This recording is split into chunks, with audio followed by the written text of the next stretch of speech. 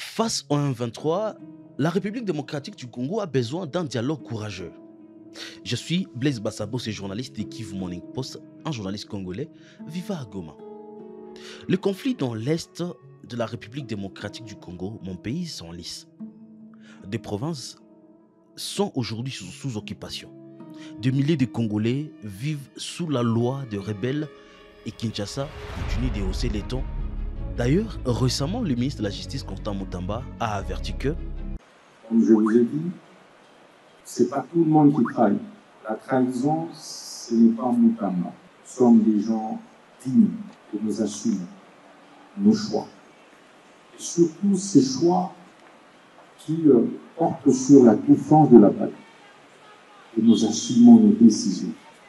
Nous ne sommes pas de ceux qui trahissent. Et ceux qui vont avoir peur.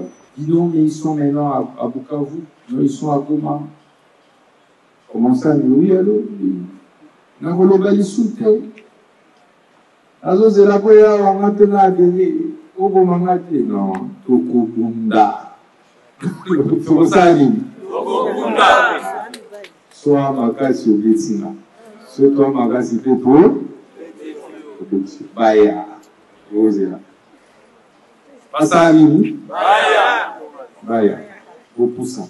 Na ogai mtu mona ba ala na to le kila kenge wa boya mutambaza wapi anati kolokota bango moko na moko e kozomisa bango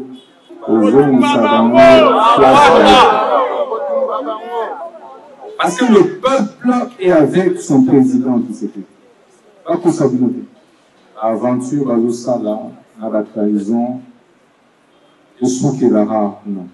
Une déclaration forte, certes, mais il ne répond pas à la question essentielle. Comment sortir durement de cette crise? L'M23 n'a pas seulement conquis des territoires, il a imposé une nouvelle réalité politique et militaire, une réalité qu'aucun slogan ne pourra effacer. Face à cela, une seule option s'impose, un dialogue courageux et surtout un dialogue responsable. Certains diront qu'il est inconcevable de parler avec ceux qui ont pris les armes. Mais l'histoire de la République démocratique du Congo nous rappelle une chose. Chaque guerre s'est terminée autour d'une table de négociations. Refuser de dialoguer, c'est prolonger un conflit dont les premières victimes sont les civils. Ce n'est pas une aveu de faiblesse, c'est une nécessité pour reconstruire la paix. D'ailleurs, l'Église catholique et l'Église du Christ au Congo ECC ont déjà montré la voie en appelant à un pacte social à travers des consultations inclusives. Leur message à ce niveau est clair. La guerre ne se réglera pas uniquement par les armes.